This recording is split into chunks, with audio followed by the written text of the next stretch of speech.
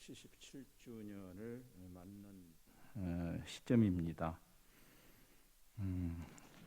시편에 그 포로된 자들이 해방되는, 우리로 치면 광복과 같은 그런 시들이 꽤 의외로 여러 대 있습니다. 근데 8월은 우리에게 광복의 그런 기쁨, 우리 민족에게 광복의 기쁨을 선사한 달이기도 하지만 사실은 희비가 엇갈린 그런 달이기도 하죠.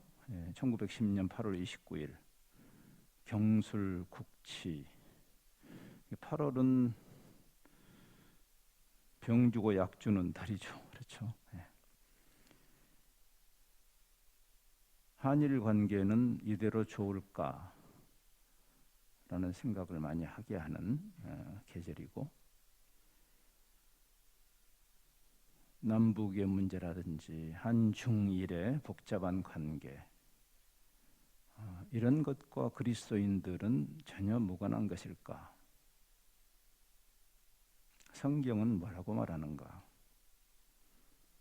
해법이 보이지 않는 일종의 모든 국가들이 집단 이기주의적 극우적 사고를 가지고 역사를 공정하게 정리하지 않는 어떤 극단적인 일종의 치킨 게임이라고 그래요. 치킨 게임은 옛날에 서양의 젊은이들이 허무주의에 빠져서 서로 누가 더 용기가 있는지 서로를 향해서 자동차를 전속력으로 돌진하는, 먼저 피하는 녀석이 지는 거죠. 공멸을 향한 그런 치킨 게임과 같은, 그게 옛날에 무법하고 어리석은 젊은이들만의 문제가 아니라 지금 전 세계의 모습이기도 합니다. 러시아와 우크라이나가 치킨 게임을 하고 있죠. 이제 이런 시대에 과연 문제가 뭐고 해법이 뭘까? 우리는 오랜 냉전과 이데올로기의 대립이라는 상황 속에서 이념과 체제가 문제고, 따라서 이념과 체제가 해법인 것인 양 생각해 오기도 했습니다. 과연 그럴까요? 성경은 이념과 체제 문제가 아니고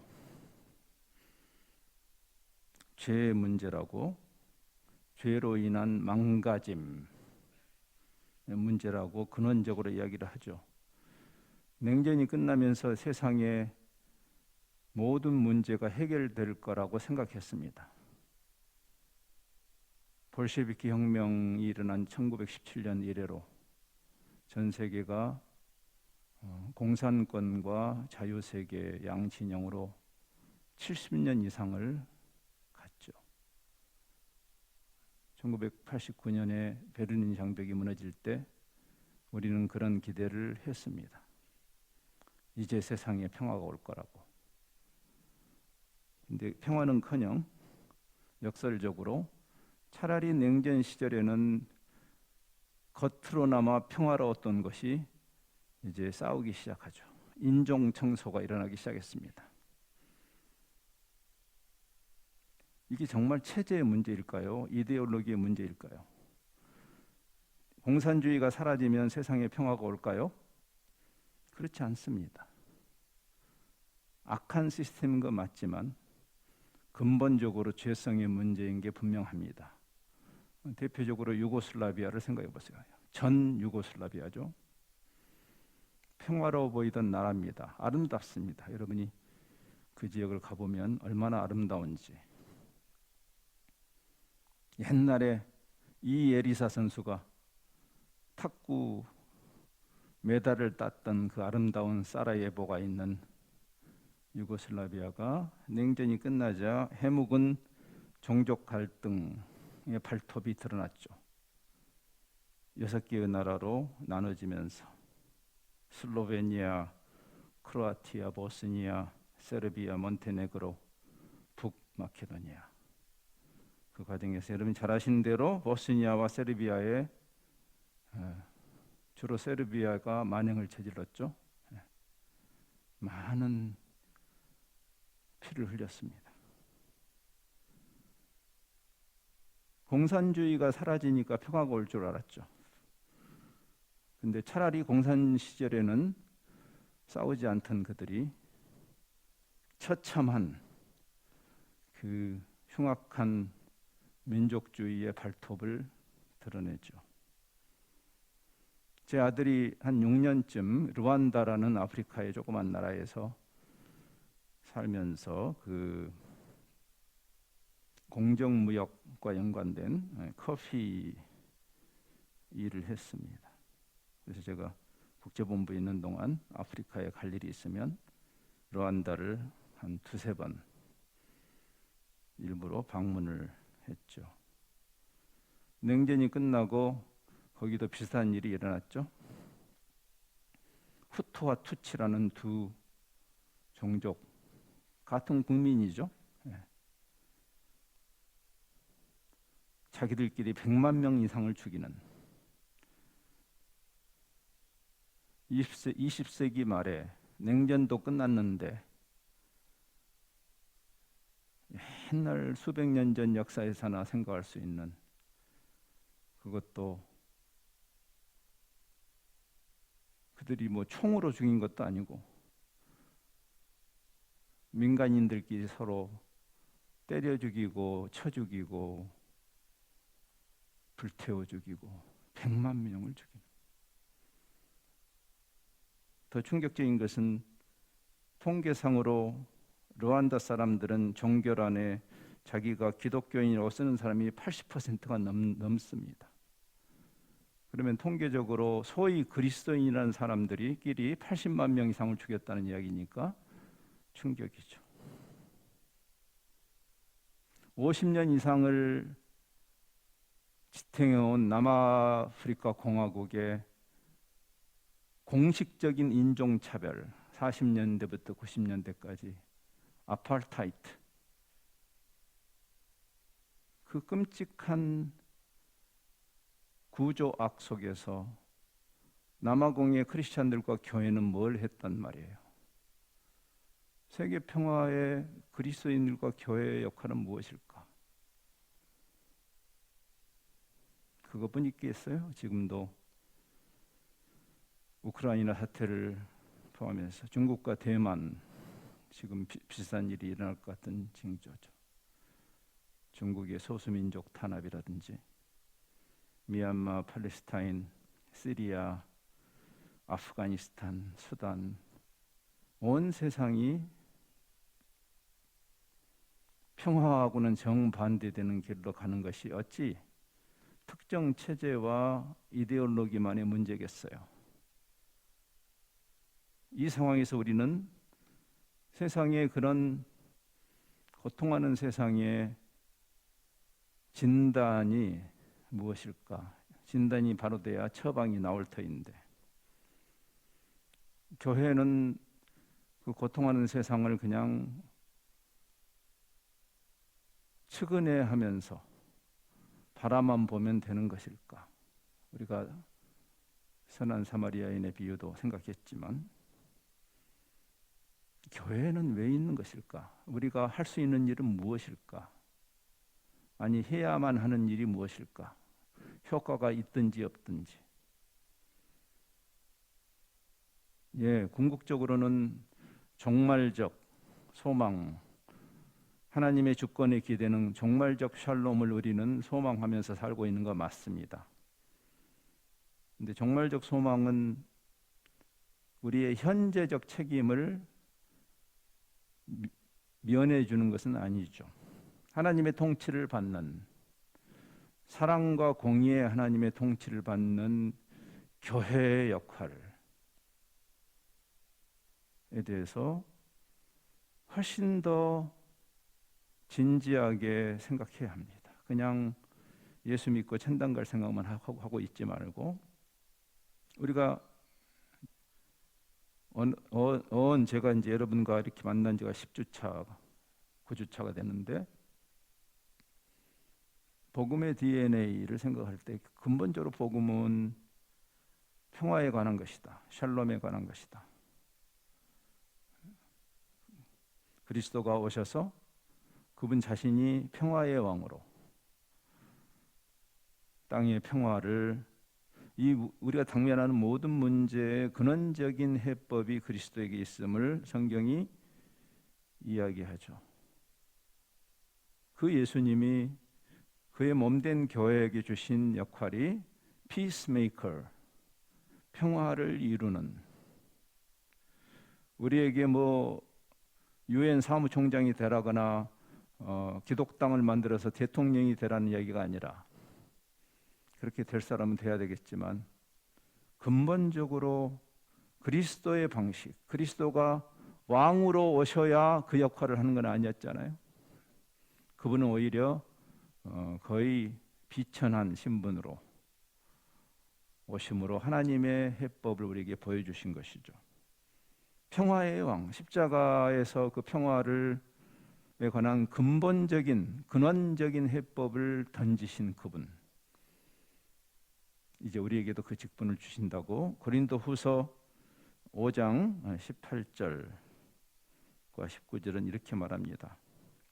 모든 것이 하나님께로서 났으며 그가 그리스도로 말미암아 우리를 자기와 화목하게 하시고, 그리스도가 우리를 하나님과 화목하게 하시고 그 화목함을 받은 그리스도인들에게 화목하게 하는 직분을 주셨다.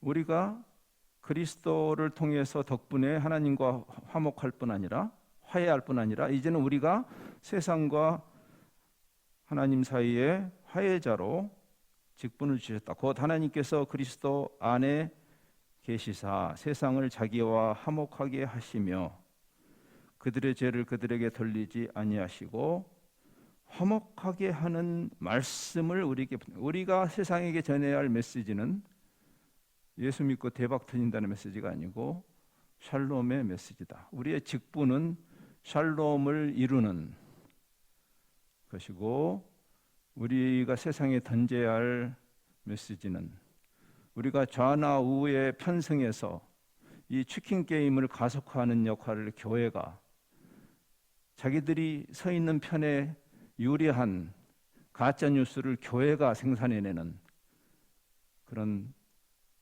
뻘짓을 하라고 교회를 두신 것이 아니죠. 우리는 이 말씀을 통해서 근원적으로 이 세상이 지금 당면하고 있는 수평적 불화의 근원이 수직적 불화에서 출발한다는 것을 깨닫죠. 하나님과의 관계의 단절이 이웃과의 관계의 단절을 낳은 것이죠. 우리가 다음 주에 그 바벨탑 사건을 다시 들여다볼 것이에요.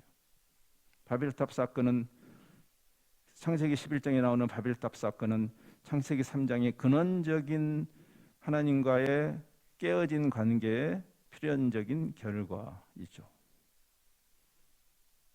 그래서 우리 스스로도 다시 하나님과 화해해야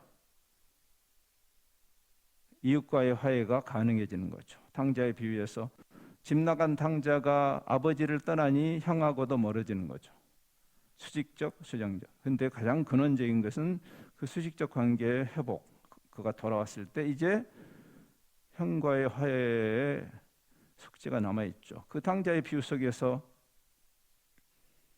수평적 화해가 그렇게 쉬운 것이 아님을 보여주죠. 그렇죠? 네. 맞아요. 어려워요.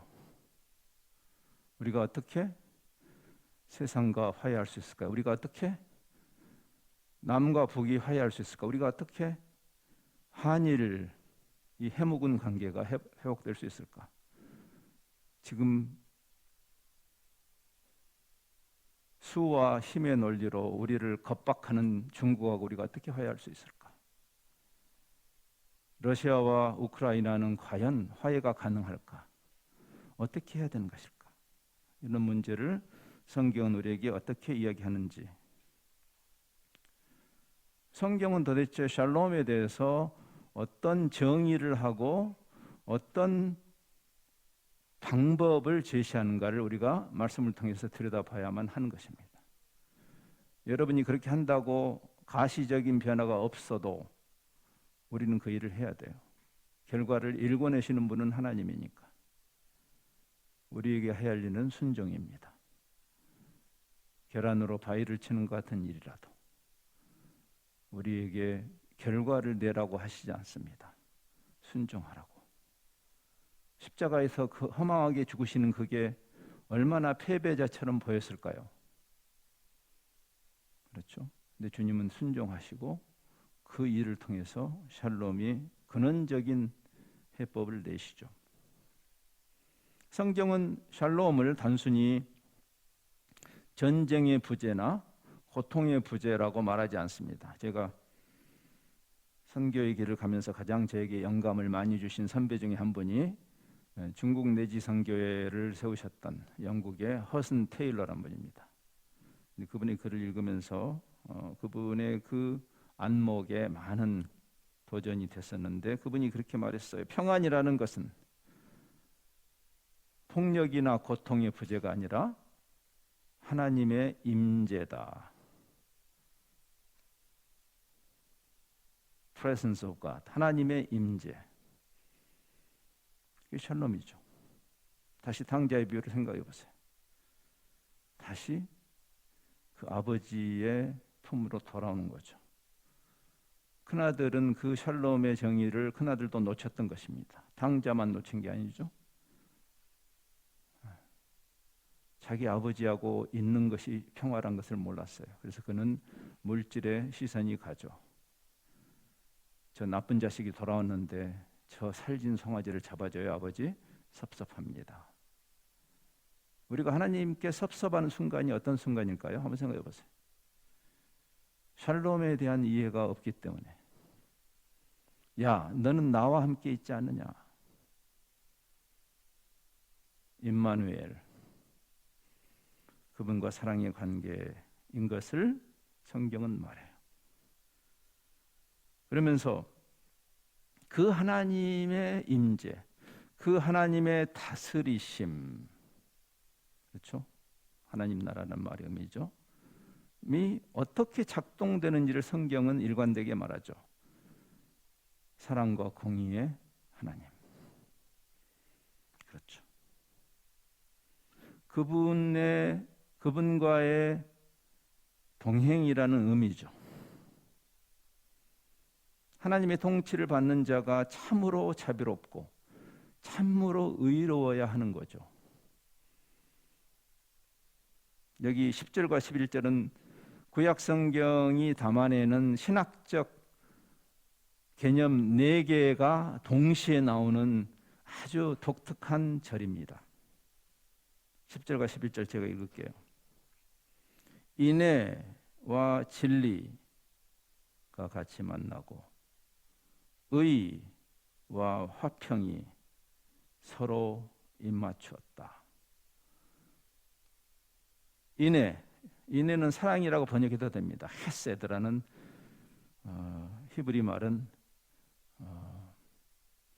신약 성경에서는 헬라어로 기록되면서 좀 더 분화되긴 했지만 원래 헤세드는 사랑이라고 번역해도 되고 자비라고 번역해도 되고 인애라고 번역해도 되고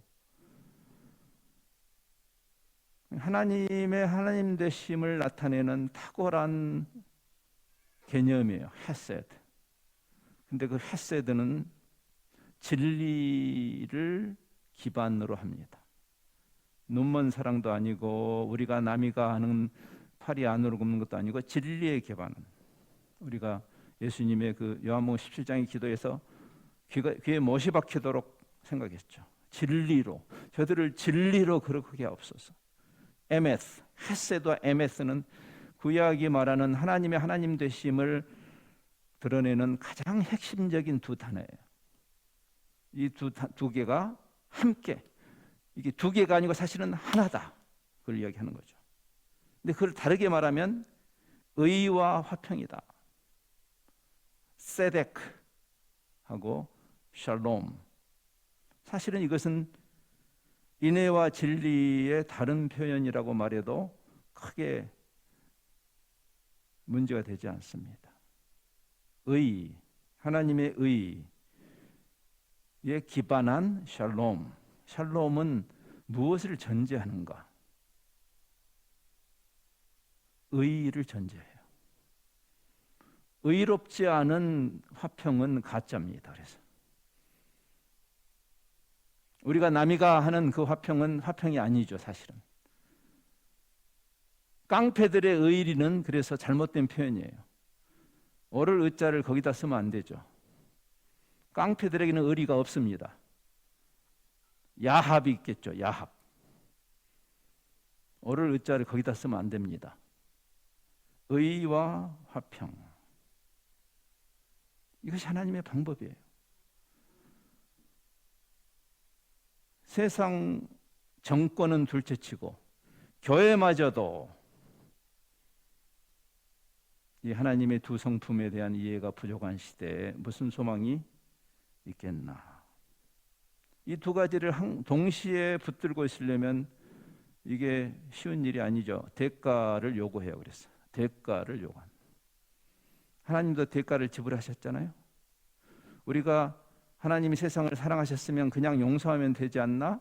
그렇게 말할 때 그 사랑이라는 것은 의에 기반한 사랑이 아니기 때문에 그런 말을 하는 것이에요. 그리스도가 오셔서 죽으시잖아요. 엄청난 대가를 지불하는 거죠. 고통과 수치가 따라오는 거예요. 우리가 역사를 정리한다는 게 그래서 어렵습니다. 시편 85편은 90년대 말, 20세기 말에 여러분이 잘 아시는 넬슨 만델라 대통령이 이제 당선된 다음에 그 나라의 해묵은 상처를 치유하고 불의를 바로잡는 그 일을 해야 할 때 성경적인 방법으로 하기를 원했습니다. 여러분 잘 아시는 대로 만델라는 불의한 핍박을 받았고 긴 시간 감옥에서 보냈죠. 만델라가 그 당시에 그 남아공에 몇 년 전에 돌아가신 데스몬드 투투 비숍에게 요청을 하죠. 우리가 역사 정리를 성경적으로 합시다. 당신께서 신학적으로 성경적으로 건강한 역사 정리의 그 정도를 가르쳐 주시오. 그가 남아공의 그 프레토리아 대학이나 이런 신학교 교수들을 도움을 함께 받아서 위원회를 조성하고 그들이 그 역사 정리의 기준으로 삼았던 중요한 성경 구절입니다. 이게 바로 시편 85편입니다. 그 길은 험난한 길이었던 걸 여러분이 역사를 정치, 해외 정치, 국제 정치 기사를 유심히 봤던 분들은 알 겁니다. 지금도 많은 숙제가 있어요. 남아공은. 그러나 적어도 그 용감한 발을 내딛었죠. 저는 그 과정을 보면서 대한민국이 해방 후에 우리 이승만 대통령이 명색이 크리스찬인데 그 사람이 이런 과정을 갔다면 어땠을까? 아, 이승만 아쉽습니다. 값싼 은혜가 없듯이 값싼 화해는 없습니다. 공의를 회복한다는 것은 힘들어요. 버거워요. 그러나 옵션이 아닙니다. 우리 역사에 아직도 숙제가 많이 남아있는 이유입니다. 불편하고 고통스러운 진실을 드러내는 것이 힘들지만 그게 드러나야 정의가 구현되기 때문에 그렇습니다. 우리의 치부까지도 드러내는 것이 빛의 역할 아닙니까? 빛은 드러내는 것입니다. 너희가 세상의 빛이다 할 때 광복 아니겠어요? 광복. 빛을 회복한다는 뜻이에요. 광복. 우리는 정말 광복했을까요? 저는 그렇게 생각하지 않습니다. 우리의 판단 미숙, 더 나아가서는 우리의 비겁함. 우리는 아직도 갈 길이 멀죠. 교회의 역할이 뭘까? 바울은 에베소서에서 교회의 역할이야말로 빛을 비추는 온 세상은 자기들의 집단 이기주의 또는 극우적 국익수호, 그 빗나간 국익수호죠.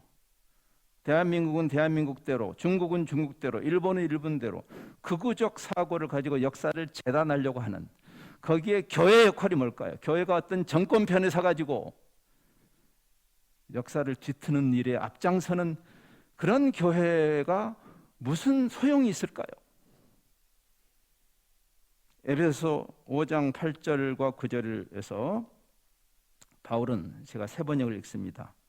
교회론에서 이렇게 합니다. 여러분이 전에는 어둠이었죠. 우리가 교회 그리스도의 빛에 들어오기 전에 우리는 어둠이었습니다. 근데 지금은 주님 안에서, 주님이 빛이기 때문에 그분에게 붙어있는 우리는 빛입니다. 빛의 자녀답게 사시오. 빛의 열매는 모든 선과 의와 진실에 있습니다. 그러면서 그는 이어지는 10절 이하에서 이렇게 말합니다. 주님께서 기뻐하시는 일이 무엇인지 분별하십시오. 광복절을 맞아서 우리의 역할은 뭘까? 주님은 뭘 기뻐하실까? 여러분은 열매 없는 어둠의 일에 끼어들지 말고, 여러분의 정치 편향성 때문에 어떤 집단에 짝짝꿍하지 말고 오히려 폭로하십시오. 내가 지지했던 정당이라 할지라도, 내가 지지했던 정치꾼이라 할지라도 그의 잘못은 잘못으로 드러내는 게 교회만이 할 수 있는 일이에요. 사실은 그들이 몰래 하는 일들은 말하기조차 부끄러운 것들입니다. 빛은 폭로하는 것입니다. 빛이 폭로하면 모든 것이 드러나게 됩니다. 덮자고요? 그래서 하나님의 공의는 아닙니다. 힘든 일이에요. 그러나 그 일을 주셨어. 따라서 화해는 망각이 아닙니다. 여러분, 우리가 화해를 말할 때 자꾸 망각, 잊자 그럽니다. 성경은 그렇게 말하지 않습니다. 없던 일로 친다고 화해가 일어나는 것은 아닙니다. 한일 관계에 있어서 과거를 잊고 미래로 가자고요?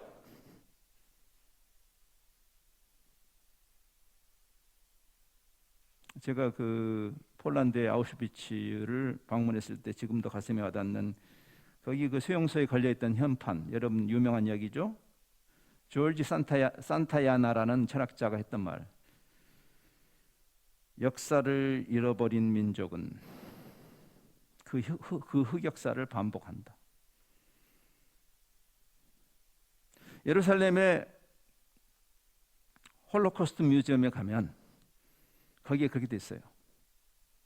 Forgive, but never forget. 용서하지 말자는 얘기 아니에요. 그러나 불의가 드러나고 용서가 있는 것입니다. 그것이 하나님의 방식이에요. 없던 일로 하자. 그것은 불의한 일입니다.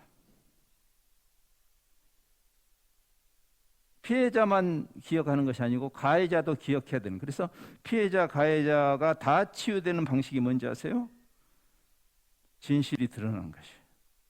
가해자 입장에서는 너무나 껄끄러운 이야기죠. 맞아요. 그래서 대가 지불을 하는 것입니다. 독일 정부가 정부 예산을 써서 자기들의 그 홀로코스트의 죄를 기억하게 하기 위해서 곳곳에 박물관을 세우고, 여러분이 독일을 방문하면 그 길에 있어요.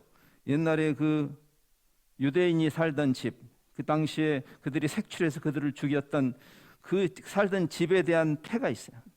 이렇게 길을 가다 보면 길에 여기저기 있습니다. 독일 정부가 예산을 들여서 우리 잘못을 기억하자. 저는 그래도 독일은 상당히 양심적으로 생각해요. 영국이나 프랑스는 훨씬 덜 양심적인 것 같습니다. 제가 볼 때. 더 나쁜 짓 많이 한 나라가. 너무나 뻔뻔하죠. 그래서 갈 길이 먼 겁니다. 그들도.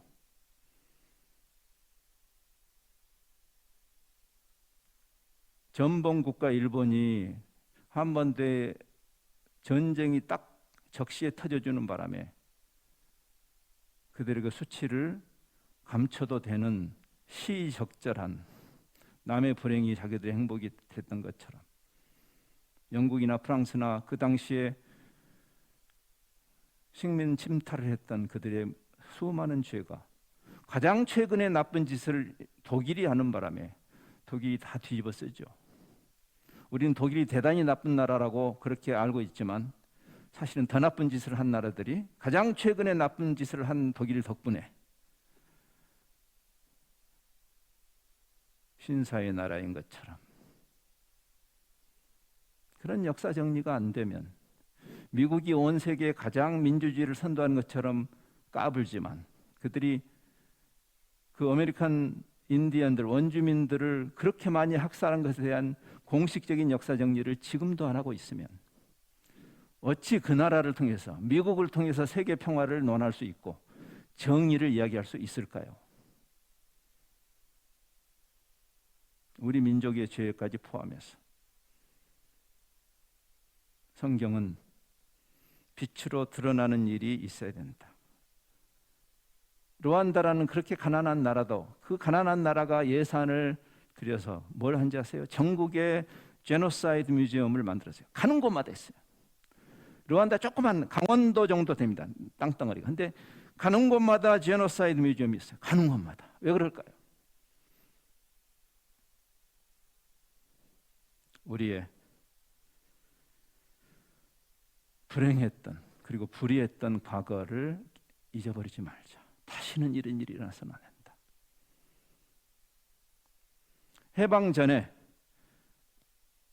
대한민국 임시정부도 매년 8월 29일 경술국치를 기념일로 정해서 그날을 기억하는 일을 했어요. 오히려 해방 이후에 우리는 그걸 안 하고 있죠.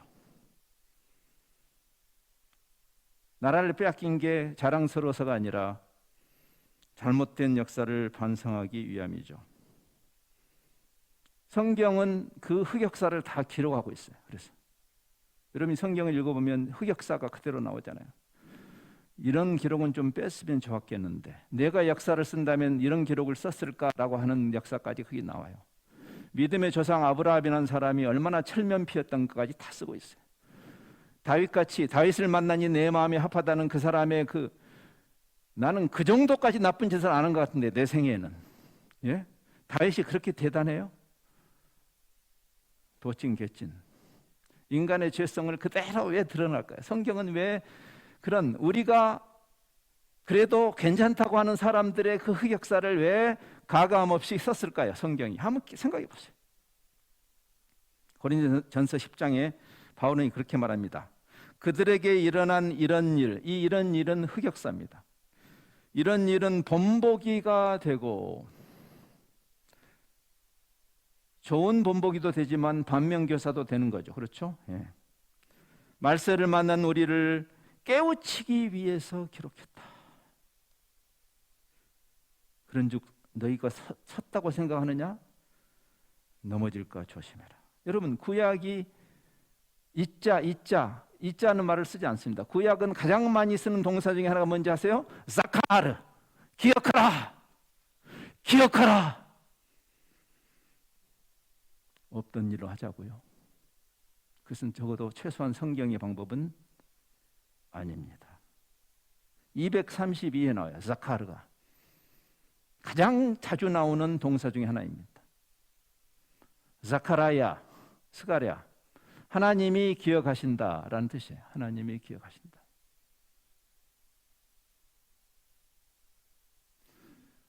대한민국의 교회가 이렇게 많고 대한민국 기독교의 어떤 긍정적으로 보이는 그러한 흐름에도 불구하고 왜 여전히 교회는 그냥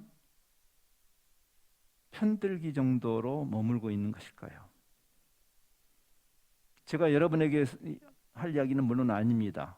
저를 포함한 9세대의 잘못이에요. 여러분에게 큰 빚을 넘겨준 저를 포함한 9세대의 잘못입니다. 그래서 구체적으로 그 작업을 해야 되는 거예요. 힘들어도. 개인적으로나 공동체적으로 우리가 잘못을 범했을 때 개인적으로도 그 절차로 들어가야 돼요. 여러분 삭개오의 케이스를 생각해 보세요. 그가 개인적인 죄, 우리가 죄의 여러 차원들이 있죠. 개인적, 공동체적 또는 형사법적인 죄에 대해서 우리가 그거를 해결해야 되고, 그리고 정치적 죄와 사회적 죄가 있어요.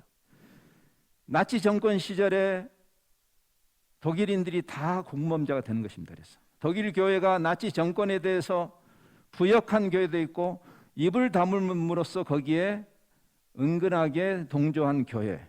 본헤퍼가 독일 교회가 독일 백성들이 다 죄인이라고 하는 이유예요. 맞아요. 신사참배에 고개를 숙였던 그 일제강점기에 우리 모든 교회가 죄인입니다. 그때 그 신사참배를 받아들인 그 사람들만이 죄가 아니죠. 그렇죠? 십자군 전쟁으로 통해서 전 세계의 교회가 죄인이 된 것이죠. 그래서 그 당시에 그 극악무도한 일을 한 것에 대해서 교계가 그리고 교황청이 우리가 잘못했다라고 말하는 것은 당연히 해야 되는 것입니다. 그때 우리가 좋은 일도 했어. 그게 우리의 잘못을 덮지는 않습니다.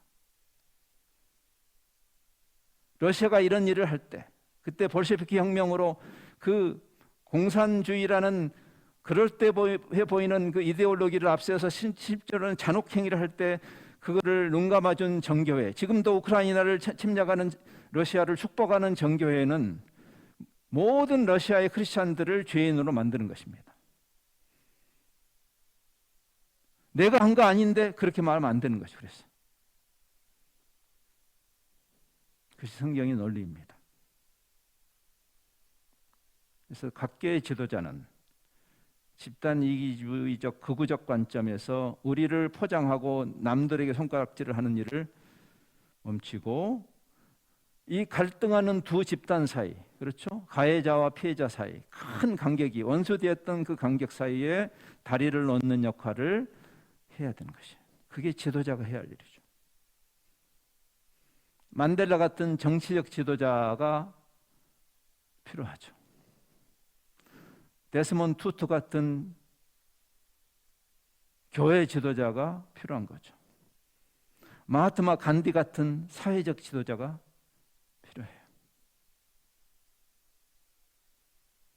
세월이 약이겠지 하면서 비겁하게 손을 놔서는 안 되고,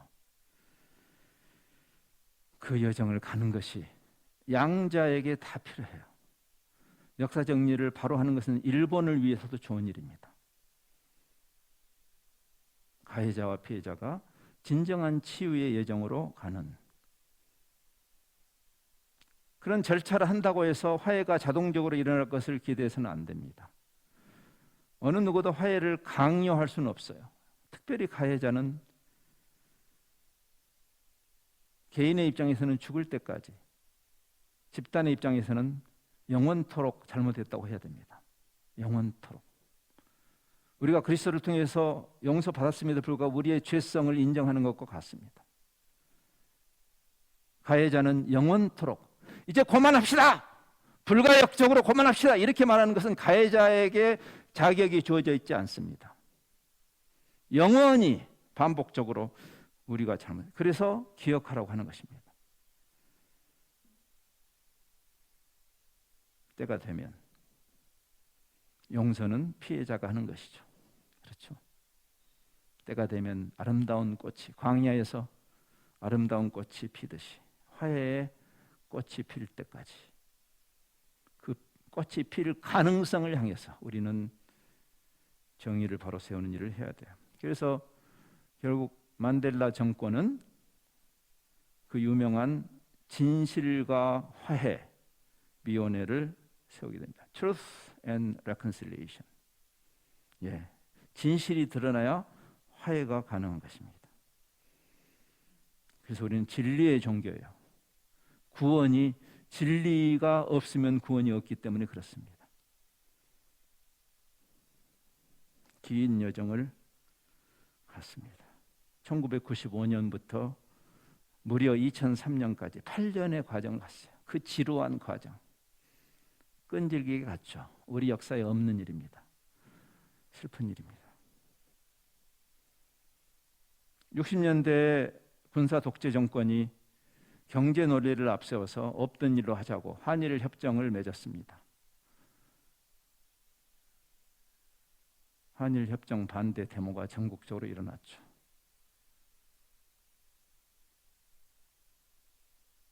전범국 일본에 대해서 일본의 항복 문서가를 사인한 지 잉크도 마르기 전에 그 잘난 경제를 위해서 정의를 굽게 하는 것이 무엇을 위한 경제인가? 우리는 질문을 던져야 합니다. 우리가 바알을 섬기는 종교라면 그거 칭찬해야 되지만 진리의 종교이기 때문에 그렇습니다. 제가 중학교 1학년 때로 기억합니다. 그 반대하는 데모. 군사 독재 정권의 미봉책에 대해서 세월이 흐른 다음에 98년에 김대중 정권 때 이 문제를 다시 꺼냈죠. 오부치케이조 이 일본 총리와 공동 선언을 했습니다. 그때 했던 이야기가 이것입니다. 그 과거의 미봉책을 뒤로 하고 이렇게 말했습니다. 과거는 기억하되 미래로 나아가자. 역사 정리를 두 나라가 다 해야 되는 것이 그랬어요. 일본도 해야 합니다. 과거를 기억하자. Forgive, but never forget.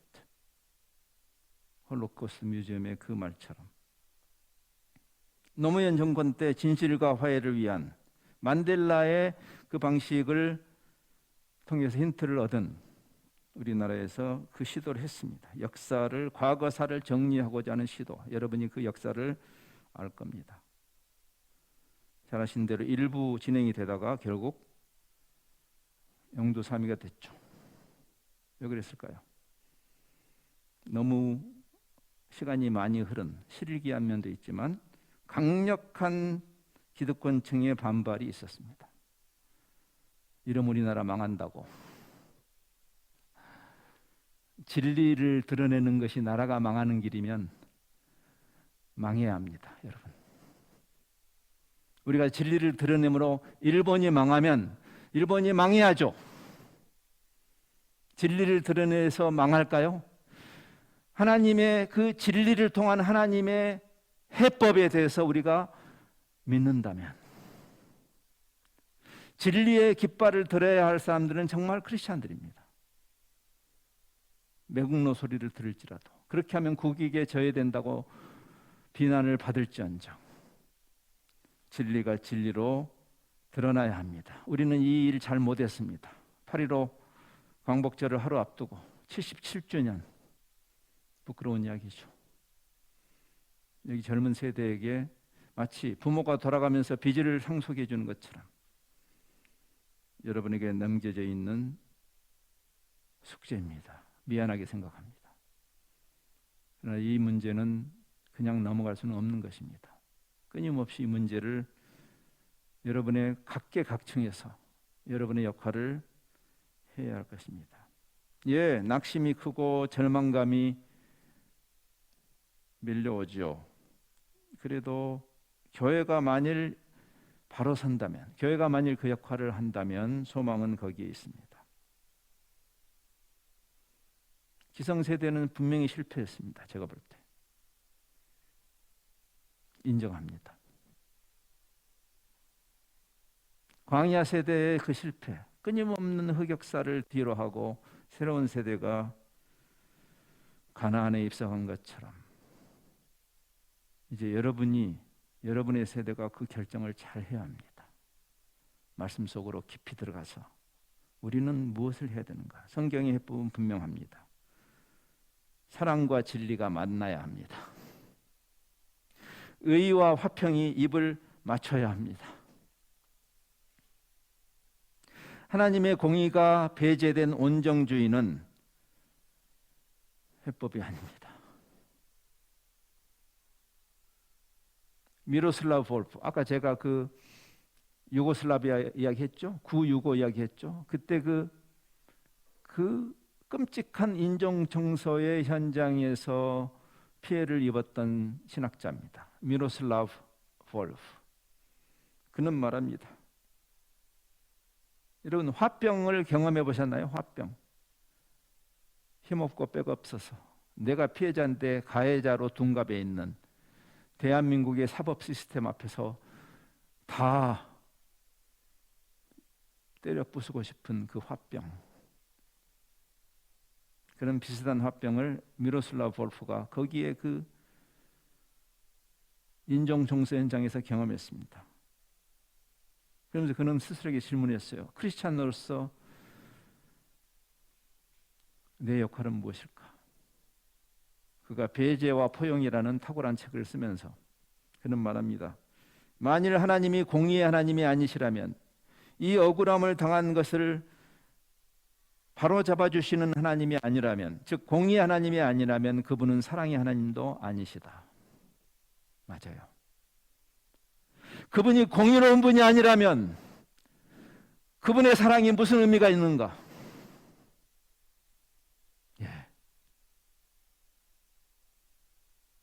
우리가 이 교착 상태에서 이제 미래를 향해서 나아갈 길은 뭘까요? 여기 13절은 말합니다. 하나님의 의의가 하나님 앞에서 간다고 그랬어요. 하나님의 공의가 미래를 향해서 하나님의 그 섭리를 끌고 간다. 그리고 주의 길을 닦으리로다. 우리 문화가, 우리 교회들이, 한국의 교회들이 지독하게 약한 부분입니다. 발음입니다. 우리 민족의 DNA에도 많이 부족해요. 정의가 부족한 DNA입니다. 그렇죠? 그러나 이게 바로 세워져야 됩니다. 말씀의 근거에서, 진리의 근거에서. 그래야 이 교착 상태에서 벗어날 수 있습니다. 하나님의 놀라우신 사랑, 그 압도적인 은혜에 우리가 기대면서 우리는 그 길을 향해서 가야 하죠. 하나님의 그 은혜가 우리의 불의를 없던 걸로 하지는 않기 때문에 그렇습니다. 그래서 오늘 시편은 하나님의 공의가, 하나님의 그 사랑에도 불구하고 하나님의 공의가 그 이스라엘 백성을 포로로 잡혀가도록 허용하시지 않았습니까? 지금 이 시는 그 징계 이후에 이 시를 이야기하고 있지 않습니까? 하나님의 사랑이 그들을 포로로 잡혀가는 그 불의에 대한 징계를 취소하지는 않았습니다. 그러나 궁극적으로 하나님께서 그 과정을 통과하게 하셔서 그 껄끄러운 진리의 노출을 가게 하시는, 그 수치를 경험하게 하시면서 궁극적으로 하나님이 은혜를 베푸시긴 합니다. 그래서 우리에게 필요한 것은 공의의 하나님에 대한 건강한 두려움이에요. 우리가 하나님을 경외한다는 말의 의미입니다. 하나님을 공포의 대상으로 삼을 필요는 없지만, 마치 사랑하는 자녀라도 아비에 대해서 정당한 두려움이 필요한 것과 같습니다. 막대 먹은 자식이 돼서는 안 되는 거예요. 그래서 사랑이라는 이름으로 세계에서 가장 버리장머리 없는 아이들이라는 말을 들어서는 안 돼요. 우리 한국의 아이들이 사랑으로 키워야 되지만 길을 살려야 되는 것이 여러분이 할 일은 아닙니다. 길을 죽여서도 안 되지만 그 아이들을 사랑으로 보듬되 그 아이들이 적법한 부모의 권위에 대해서 경외심을 갖도록 키우는 것이 사랑과 공의로 키우는 것인 것처럼, 여기 9절은 말합니다. 진실로 그의 구원이 그를 경외하는 자에게, 하나님의 그 사랑의 구원과 경외, 하나님을 두려워함이 함께 가는 것이죠. 결론, 이미 이 시편은 우리에게 말하죠. 하나님의 공의와 사랑이 하나님의 통치를 받는 우리를 통해서 하나님은 우리에게 샬롬의 직분과 샬롬의 메시지를 주셨는데, 그 일은 그분의 통치를 받는 자들답게 참으로 자비롭고 참으로 공의로워야 해요. 여러분들이 다시 이제 예배를 마치고 여러분의 삶과 사역의 현장으로 들어가서 여러분이 해야 할 역할입니다. 하나님의 통치를 받는 자로 그 회사에 있어야 되고, 하나님의 통치를 받는 자로 그 지역사회의 주민으로 있어야 합니다. 왜? 십자가가 바로 하나님의 사랑이라는, 그리고 하나님의 공의라는 이 두 가지를 동시에 완벽하게 만족시킨 장소가 십자가였기 때문에 그렇습니다. 하나님이 세상을 사랑해서 그 사랑으로 자기를 내어주시는 이 어마어마한 사랑을 구현하신 곳이 하나님의 사랑의 절정이 십자가이자 하나님의 공의의 절정이죠. 하나님의 그 공의로우심이, 죄의 삭은 사망이고 피 흘림이 없이는 죄사함이 없는 그 하나님의 공의를 단 1mm도 양보하지 않는 그리스도가 죽으시는, 그래서 하나님의 사랑은 불의를 기뻐하지 않는다고 바울은 말하죠. 그렇죠? 하나님이 우리를 구원하시는 그 은혜, 그래서 그 구원과 하나님의 심판은 같은 개념이에요. 그래서 우리가 구원과 심판이 다른 개념이라고 생각하기 쉽지만 그렇지 않습니다. 왜? 구원이라는 하나님의 사랑의 절정과 하나님의 그 심판이라는 하나님의 공의의 절정이 만나 있는, 그것이 바로 누가복음에서 말하는 메시아의 사명 선언문인데, 누가복음 4장에 메시아가 오셔서 그 첫 사역을 시작하실 때 그 회당에서 펴신 이사야서 61장의 말씀을 인용하면서 그게 메시아의 사명 선언문입니다. 이렇게 이걸 읽고 마치겠습니다. 메시아가 왜 오셨는가? 메시아의 사명 선언문을 인용하는 그 부분을 이사야서 61장 1절과 2절을 읽습니다. 주 여호와의 영이 내게 내리셨으니 이는 여호와께서 내게 기름을 부으사, 기름 부은 자죠, 크리스토스라는 이 말이 바로 기름을 부었다. 가난한 자에게 아름다운 소식을 전하게 하려 하심이라. 나를 보내사 마음이 상한 자를 고치며 포로된 자에게 자유를, 갇힌 자에게 노임을 선포하며 여호와의 은혜의 회, 사랑의 햇빛과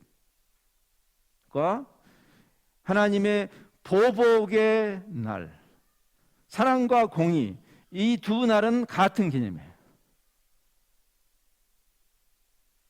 여러분에게 동일한 역할이 주어져 있습니다.